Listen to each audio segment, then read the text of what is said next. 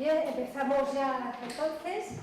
Además tenemos a los encargados del Departamento de Imagen Corporativa del Rectorado que han venido a grabar la conferencia. Anda. Bien, buenos días y bienvenidos a todos. Este acto se enmarca una vez más dentro del área de estudios de Asia Oriental de Filología de la Universidad Complutense de Madrid. Como muchos ya sabéis y como habéis podido comprobar en la página web, organizamos continuamente numerosas actividades como conferencias, talleres, espectáculos, seminarios, congresos. Entonces yo os animo a que estéis pendientes continuamente de la página, porque luego generalmente también pues ponemos a lo mejor la conferencia o fotos en las que salís vosotros y eso siempre pues hace ilusión. Bien, hoy, como representante y directora del área de estudios de Asia Oriental, quiero decir que es un honor y un privilegio presentar a la doctora Mizuho Narita, recomendada por la consejera de Educación de la Embajada de Japón en España. La doctora Narita es licenciada y doctora en Filología Hispánica por la Universidad de Estudios Extranjeros de Kobe, en Japón, donde en la actualidad trabaja también como profesora titular. Antes, durante bastantes años, estuvo aquí en España trabajando como lectora de japonés en el Centro de Lenguas Extranjeras de la Universidad de Alcalá de Henares. Además, es miembro de la Asociación Japonesa de Estudios Latinoamericanos y de la Asociación Japonesa de Hispanistas. Sus publicaciones se centran en tres grandes campos: literatura hispanoamericana, especialmente se ha dedicado a estudiar la obra de Carlos Fuentes y José Donoso, y también a la enseñanza del español a hablantes japoneses y a la enseñanza del japonés a hispanohablantes. O sea, que encuadra perfectamente lo que es nuestra área. Aquí tenemos eso mismo referido al chino. Entonces, en un futuro, como en el área de Asia Oriental ya tenemos creada la estructura, pues es muy posible que se vayan introduciendo también estudios de japonés, urmino, urmayo, urmado, o sea, todo con el tiempo adecuado. Además, la doctora Narita también ha escrito sobre las fiestas españolas y sobre el gran diccionario español-japonés.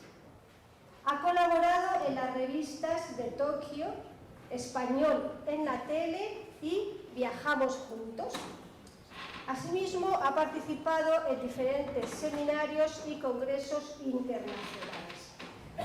Así que ahora ya, dándole la bienvenida a la Universidad Complutense, ya cedo la palabra a la doctora Narita, que nos va a hablar de las variaciones del yo en japonés y su manifestación en la literatura. Muchísimas gracias. A ver si se oye bien, ¿no? Bueno, muchísimas gracias por la amable presentación, profesor Marcos. Muy buenos días a todos. Bueno, antes que nada quisiera agradecer a la Universidad Complutense de Madrid y a la profesora Consuelo Marcos por otorgarme una ocasión tan privilegiada para mí de compartir con vosotros el tiempo con la charla titulada La variación del yo en el japonés y su manifestación en la literatura. Subtítulo: ¿Cómo traducir el yo en las obras literarias? Bueno, antes de empezar a hablar el tema de hoy, con su permiso me siento. Quisiera presentar un poco sobre mi universidad. ¿Quién ha estado en Japón? Que se levante la mano. Muy poquito, ya veo.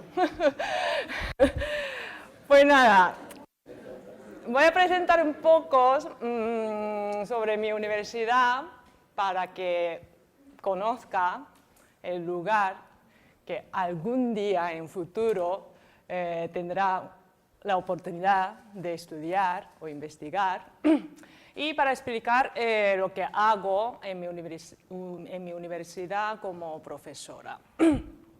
Bueno, mi universidad está en la ciudad de Kobe. ¿Os suena la ciudad de Kobe? Por la ternera de Kobe. Está muy rica, ¿eh? Eso sí, aunque es muy cara. Y también pues os sonará la ciudad de Kobe por Andrés Iniesta, que ahora está en Kobe, ¿no? Y bueno, es una ciudad portuaria, tiene un puerto bastante bueno, está al lado de Osaka. Osaka es la segunda ciudad más grande de Japón. No es tan grande, pero una ciudad compactada, hay de todo y como tiene puerto, la gente está muy acostumbrada a recibir a los extranjeros. Así que para extranjeros, para un residente extranjero, pues muy cómoda. La ciudad es muy cómoda para vivir. Eso lo asegura mi marido, que es español. Bien, mi universidad es una de las dos universidades públicas que tiene nombre Estudios Extranjeros. Es una universidad muy pequeña, solo tiene una facultad de estudios extranjeros. ¿Eso qué quiere decir? Quiere decir que se estudia no solo el idioma, como en otras academias de idiomas, sino también se estudia, se investiga una variedad amplia de las disciplinas relacionadas con el idioma. Bien, vemos en la pantalla pues, departamentos de grado, tenemos inglés, ruso, chino, español, relaciones internacionales y también tenemos cursos de posgrado, máster y doctorado y aparte tenemos programa de japonés para estudiantes extranjeros. Así que ya tenemos sistema para recibir estudiantes extranjeros y hay varios estudiantes españoles que sigue, después del programa de japonés, sigue en el doctorado o en el máster. Y ya tenemos varios doctores españoles de mi universidad. Bien, entonces, ¿qué hago en mi universidad? Mi especialidad es la literatura. Más concretamente, el análisis y la traducción de la literatura en español, sobre todo de las obras de la literatura hispanoamericana a partir del siglo XX. En el curso de grado imparto clases, aparte del idioma de español, idioma español, está mal escrito, las clases de la literatura en español y su traducción, así que de español al japonés. Y en el curso de máster, como tengo estudiantes españoles, en las clases practicamos la traducción de las obras literarias de japonés al español. Así que el eje de mi investigación es la literatura con el movimiento recíproco entre español y japonés a través de las traducciones. Y hoy, en esta ocasión, quisiera hablar de las dificultades con que solemos enfrentarnos al traducir obras literarias de español al japonés y viceversa. Aquí vemos el índice de la charla de hoy. Vamos a ver estos temas. Empezamos con los problemas de la traducción. Hay muchas discusiones sobre el acto de traducir hasta ahora, aunque la traductología es un campo de estudios relativamente reciente, podemos encontrar muchas teorías establecidas relacionadas con la traducción, como la de Lutero sobre la traducción de la Biblia al alemán, o la tesis La tarea del traductor de Volta Benjamin. Estas teorías que abordan otros muchos campos como la lingüística, la sociología, la filosofía, la informática y también la literatura comparada. Por otra parte, en la práctica, muchos traductores profesionales cuentan con su manera y su filosofía propia a la hora de traducir las obras literarias. Las dificultades concretas, como la diferencia de la sintaxis, el trato de los pronombres personales, la manera de reproducir el ambiente de la obra original, el beat al que se refiere Haruki Murakami, que indican los traductores japoneses que hacen traducción de algún idioma extranjero al japonés, estas son las mismas que surgen en la clase que tengo de análisis y traducción en la universidad. Siempre pensamos en estos problemas, en estas dificultades en las clases. Bien, entre estas dificultades quisiera enfocar hoy, es un poco difícil, pero bueno, la de traducir o no los pronombres personales, acercándonos un poco a la lingüística, otro poco a la sociología y a la filosofía, pero sin alejarnos mucho de la literatura. Primero vamos a ver el trasfondo del problema de la traducción de los pronombres personales. Creo que me imagino que habéis tenido alguna ocasión, pues, al leer una obra literaria traducida al español y las frases, la traducción os resulta algo extraño. No sé, un estilo que nunca dirías, algo así, ¿no?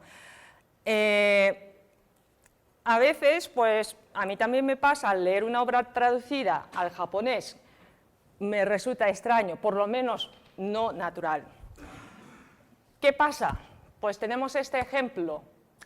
Esta es una parte del cuento de D.H. Lawrence y su traducción al japonés. La parte de arriba tenemos la traducción japonesa, abajo el original. Voy a leer la traducción en japonés a ver cuál es el problema. 彼は彼女を見てにっこり笑った。彼女がそんなにも嬉しそうだったのは真珠のイヤリングのせいだった。朝食を食べているうちに彼女はだんだん神妙になってきた。彼は気がつかなかった。彼女は驚くほど態度が生真面目になった。おそらくそれが彼のいつもの陽気な気分に忍び込んできて彼をイライラさせた。Bueno, debería haberlo escrito en japonés original porque igual entendéis los ideogramas, eso sí. Pues parte estas frases japonesas a los oídos o a los ojos de los japoneses resulta muy extraño. Por lo menos al leerlo pensamos, es muy de traducción. No es natural, no es un japonés natural.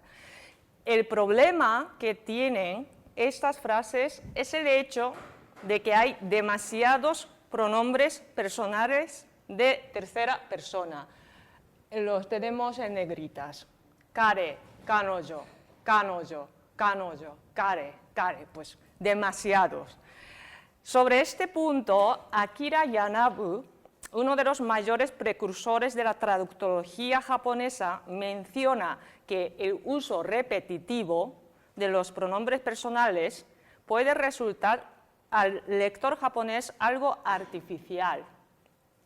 No natural, es artificial, porque el sujeto con el pronombre personal, como kare, kanojo, es elemento importado de los idiomas occidentales al japonés en la época de modernización. Porque claro, en el original, en inglés sí que hay he and she, his, her, y no resulta nada extraño. Pero al traducirlo literalmente a los japoneses nos resulta muy artificial.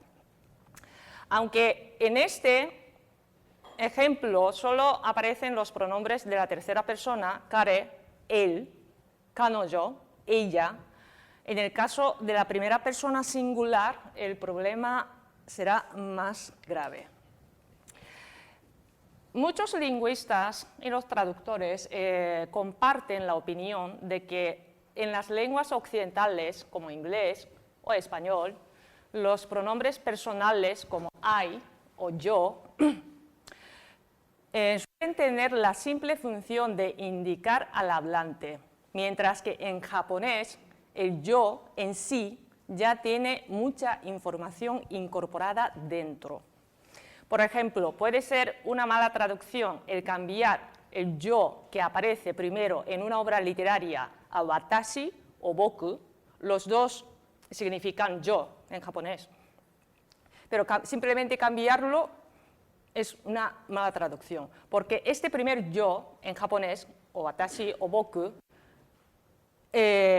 bueno, primero el primer yo original, o de inglés o de español, no tiene ninguna información sobre sí mismo porque aparece primero, es sin color.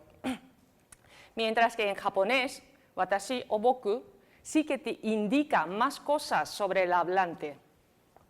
Sí, watashi suele ser mujer, boku suele ser chico. La diferencia de la función del pronombre personal yo entre las lenguas occidentales y el japonés está relacionada con su proceso de formación. De aquí acerquemos un poco a la lingüística. Como dice el lingüista japonés Suzuki Takao, comparando con la larga historia, más de 2000 años que tienen los pronombres personales de primera y segunda persona de idiomas indoeuropeos, los pronombres personales del japonés tienen muy poca vida. El origen de los pronombres watashi o boku, que acabamos de ver, del japonés, es del japonés estándar actual, pero su origen no se encuentra en el japonés antiguo. Y en el caso de boku, surgió hace tan solo unos 150 años. En la historia del japonés, el pronombre para referirse a sí mismo y el de referirse al oyente han experimentado muchos cambios o relevos. Y lo interesante es que las palabras que se utilizan como nuevos pronombres personales son una aplicación de las palabras que indicaban algo concreto que no era personas. Por ejemplo, el origen de watashi o watakushi, que tenemos arriba, el origen de estas dos palabras solo se conoce el sonido wa, y luego con el tiempo se agrega otro sonido, watashi o watakushi. Y boku, que suelen utilizar los niños chicos, significaba en su origen sirviente. Y vemos otros pronombres. Anata, que significa tú, y kare, él, indicaban el lugar o dirección allá, y más tarde se aplicó como perífrasis para indicar a las personas que están en ese lugar. Este tipo de cambio de significado no lo encontramos en el proceso de desarrollo de yo y tú en español. El yo, desde su origen, ego, ha venido indicando siempre al hablante, y él, no, y tú, siempre al oyente. Por supuesto que tenemos el pronombre usted en español, que viene de vuestra merced como ejemplo de perífrasis, pero no se diferencia mucho de yo o tú en el sentido de que estos pronombres personales en español siguen siendo signos de uso exclusivo para referirse al hablante o al oyente, mientras los pronombres personales japoneses son del tipo enterrado o tabú, es decir, evitan indicar directamente a sí mismo o al oyente, y por consiguiente, cuando ellos aparecen en una frase, tienden a agregar algún matiz o color. Y precisamente por esta tendencia en japonés tenemos una variedad amplia de pronombres personales que contienen diferentes matices. Ahora vamos a centrarnos en el yo japonés y veremos la lista de este pronombre personal. Esta lista está sacada del gran diccionario japonés de sinónimos a partir de la entrada watashi. Todas estas palabras significan yo. Watashi, watakushi, atashi, atakushi, atai, washi, wagahai, boku, ore, y hay otra página más. Oira, ashi, kochitora, jibun, temae, shosei, soregashi, sessha y ora. Y hay más, He modificado un poco porque había tantos. Pues estas palabras todas significan yo, el hablante. Y cada uno tiene limitación del uso, como el sexo y el estatus social del hablante, la escena en que se utiliza o el grado de cortesía hacia el oyente. Pues, por ejemplo, watashi, si vemos un anime, pues con la voz original escuchamos mucho watashi y también boku. Esto, ¿no? Boku. Ore también se oye bastante. Y atashi también, porque es vulgar. Watashi es más neutral, casi formal. Entonces, una niña de 4 o 5 añitos, pues no diría watashi, sino atashi.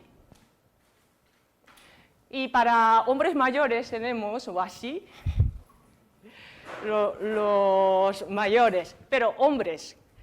Una mujer de mayor edad, pues una anciana no diría washi, pero los hombres sí. Algunos ya pues no utilizamos en una conversación cotidiana porque ya es algo antiguo. Por ejemplo, tenemos soregashi y sessha, que significan los dos yo, pero ahora actualmente no utilizamos, solamente escuchamos en la serie o leemos en las novelas, porque son palabras que utilizaban los antiguos guerreros japoneses. Pues bien, entonces hay tantos. Bueno, por cierto, a esta lista podríamos añadir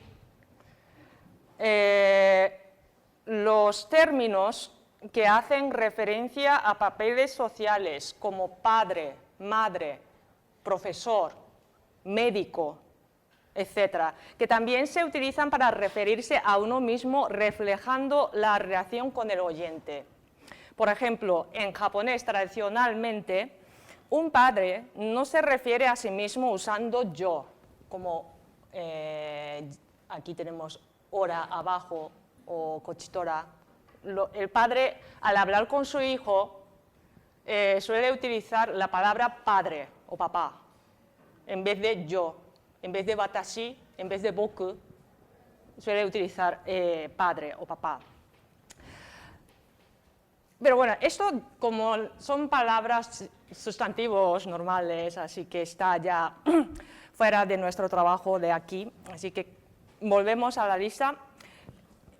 En las obras literarias japonesas, los autores eligen uno de ellos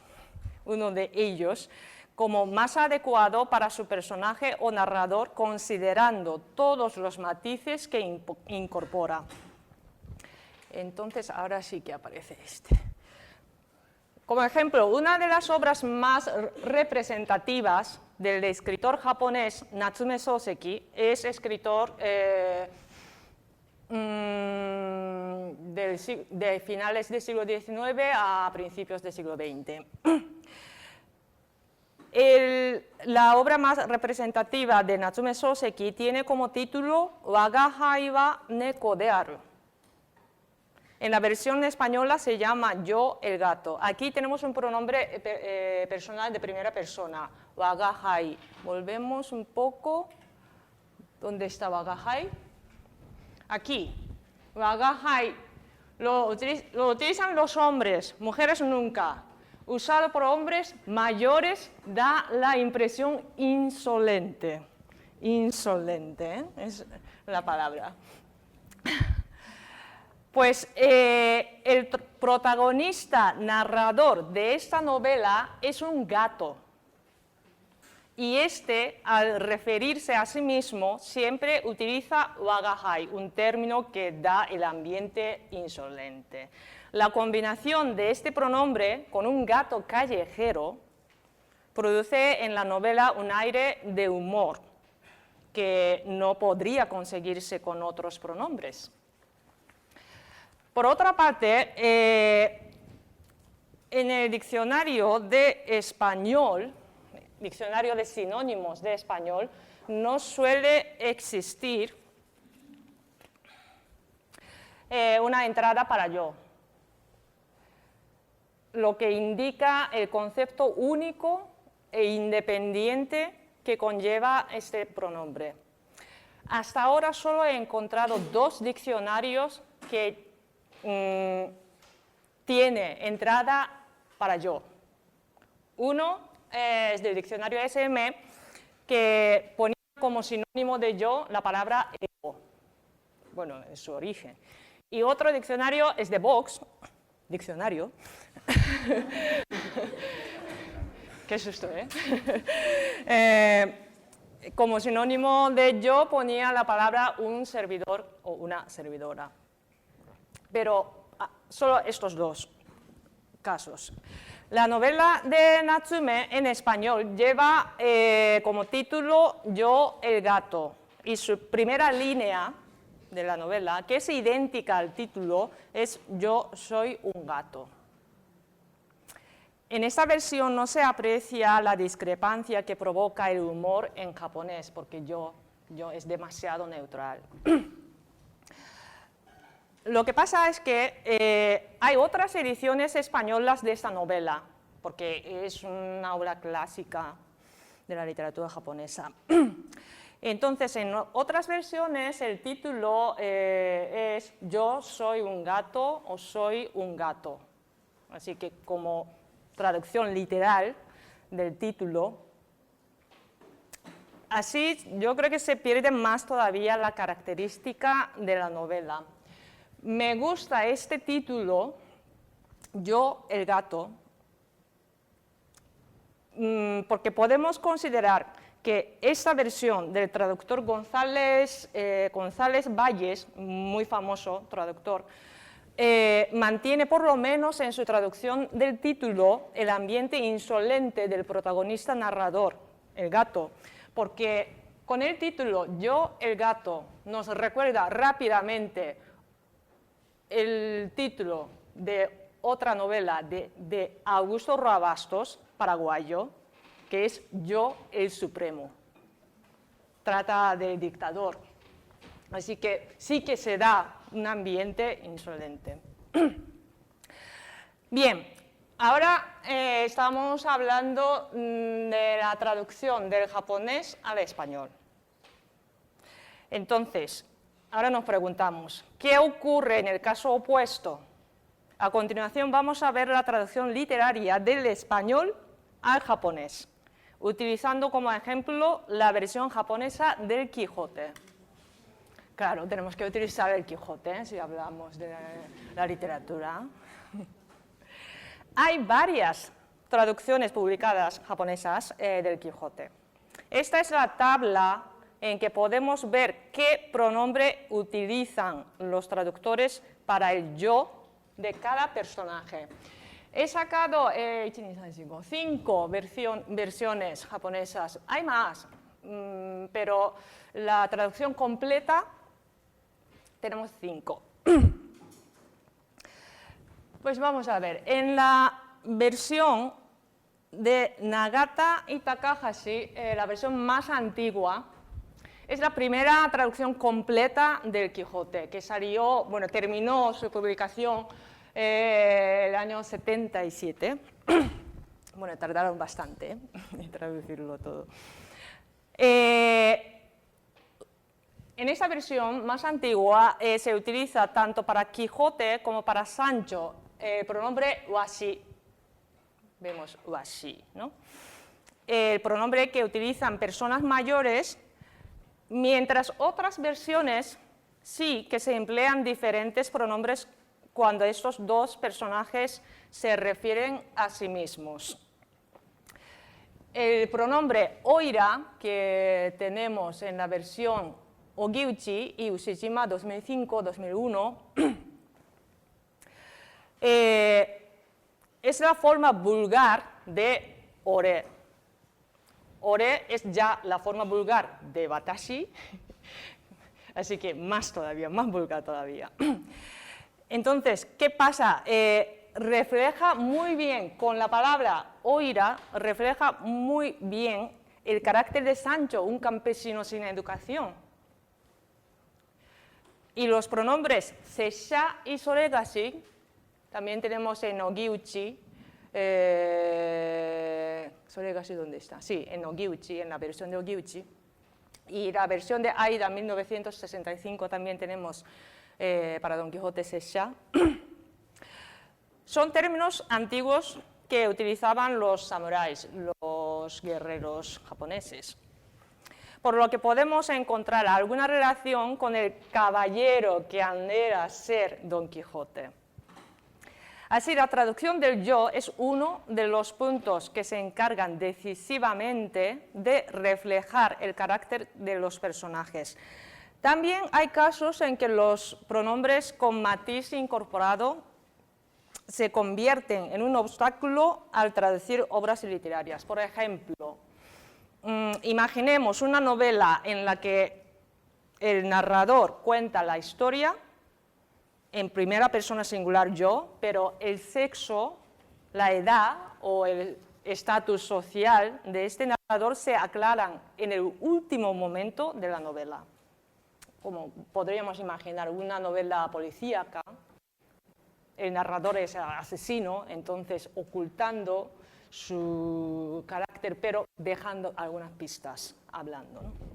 Este tipo de recurso es muy difícil de representar en la traducción japonesa porque en japonés no tenemos un pronombre personal de sujeto que abarque todas las posibilidades y al poner un término ya se da al lector información concreta sobre el narrador. Así que los traductores tienen que elegir con cuidado un pronombre para cada caso.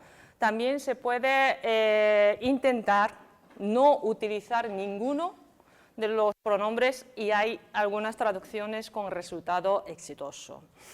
Bien, volvamos a la tabla de yo en el Quijote y ahora prestemos atención en la variedad del yo en un mismo personaje. Nos damos cuenta de que en la parte de prólogo de la primera parte del Quijote, Cervantes se refiere a sí mismo con watashi hacia el lector, hacia un amigo suyo, en las versiones de Ibane y de Ushijima. Claro, no hay diferencia léxica en el original. En el original del Quijote, pues Cervantes siempre dice yo, yo. Pero los traductores han escogido pronombres diferentes según a quién se dirige Cervantes. El watashi utilizado para dirigirse al lector es más neutral y hasta podemos decir formal, mientras el boku, que se utiliza en la conversación con su amigo, es más familiar e íntimo. Así, en japonés, la elección de los pronombres personales depende de la relación que tenga el hablante con el oyente. Hemos llamado los pronombres personales japoneses del tipo enterrado o tabú, y ahora podemos llamarlos también del tipo dependiente del oyente o de la situación en que se encuentre el hablante. Eso indica que en un mismo personaje o una persona real existen varias maneras posibles para referirse a sí mismo y se escoge una de ellas supuestamente adecuada a la relación con el oyente y a la situación. Es uno de los puntos más importantes a la hora de traducir al japonés. Pues actualmente en la literatura en español ha surgido un género llamado la literatura del yo, en que el protagonista narrador, que es a la vez autor, cuenta su propia vida con el trasfondo histórico. Imaginemos que el narrador tiene 70 años y en la novela se acuerda de las conversaciones que hizo con sus amigos cuando tenía 8 años. El yo del narrador del tiempo actual de la novela será watashi o ashi. Watashi neutral o ashi para hombres mayores, pero el yo de cuando era niño no puede ser watashi ni washi, porque un niño de 8 años en japonés nunca dirá watashi al referirse a sí mismo en una conversación con sus amigos. No, sería un rarito. Tendremos que utilizar otros pronombres,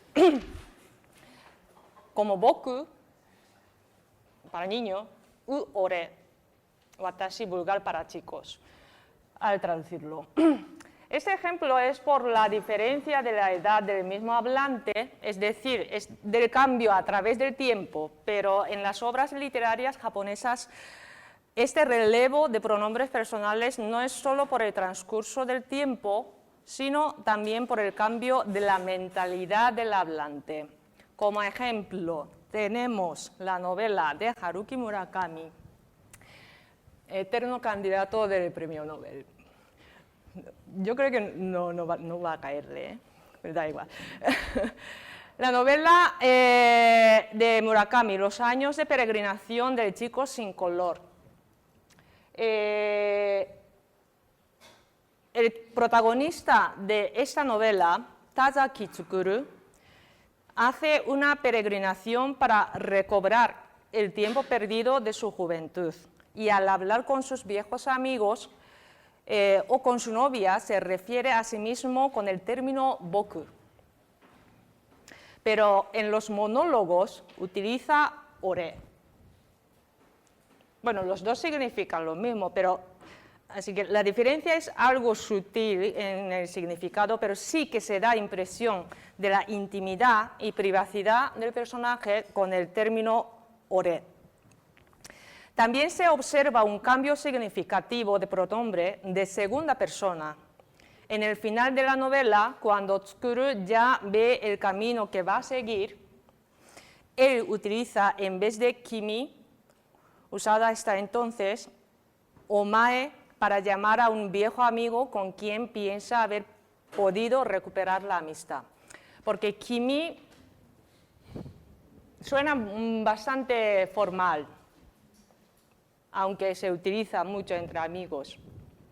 Pero omae significa una relación muy íntima. Tienes que tener la confianza profunda con la persona al que llamas omae. Bien. Hay otra novela japonesa cuyo tema es esta diversidad que contiene una sola persona. Keiichiro Hirano, el premio Akutagawa del año 1998, es un galardón muy privilegiado en Japón. Hirano pues, ganó este premio en 98 con su primera novela y era el más joven de la historia hasta entonces. Bueno, Hirano publicó en 2012 una novela titulada Rellena el espacio vacío. En el original se llama Kuhaku o Mitashinasai. Todavía no está traducida al español, así que he sacado simplemente la portada de la versión original. Bueno, aunque habla de la diversidad de una persona, no se trata de un personaje esquizofrénico, sino este es el fruto de la reflexión del escritor Hirano sobre la individualidad humana. Así que vamos un poco a la filosofía ahora. El protagonista de esta novela se llama Tetsuo, se despierta en la sala de reunión de su empresa y se da cuenta de que él mismo murió hace 3 años y fue un suicidio. Tetsuo, que ha perdido la memoria en el momento de su muerte, no puede creerse haber suicidado y llega a pensar que le habían matado. Pues entonces, ¿quién sería el asesino? ¿Cuál sería el motivo? Tetsuo persigue solucionar el enigma de su propia muerte y a través del argumento como de misterio, Hirano nos presenta el concepto de dividuos que en su anterior libro consiguió establecer. Su anterior libro está a la derecha. Pues tampoco está traducida, así que la portada es de la original. En su ensayo ¿Qué es el yo? Del individuo a los dividuos, Hirano propone una interpretación sobre la existencia humana opuesta a la identidad, el concepto clásico y común. La palabra dividuos es traducción mía de la palabra individual que ha inventado Hirano para indicar la variedad del yo de la que se compone cada hombre.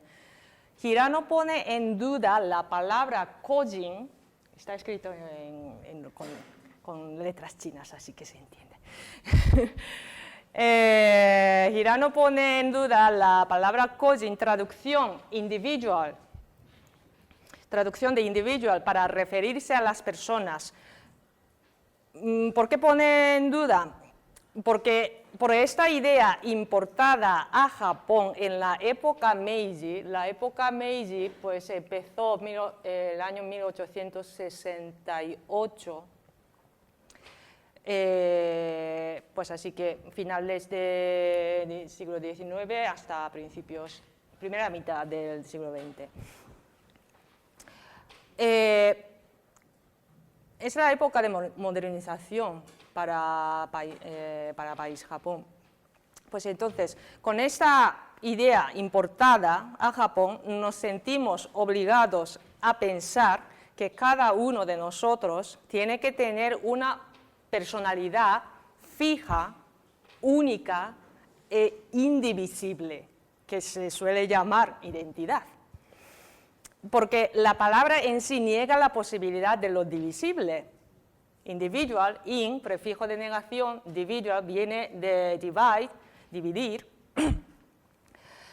Y este concepto también nos lleva al pensamiento casi fantástico de que cada uno de nosotros tiene en el fondo de su personalidad un núcleo fijo llamado el verdadero yo. Así se aprecia muchas veces el viaje en busca del verdadero yo, ¿no? Sobre todo los jóvenes. Entonces, voy de viaje para encontrarme a mi verdadera yo. Algo así, ¿no?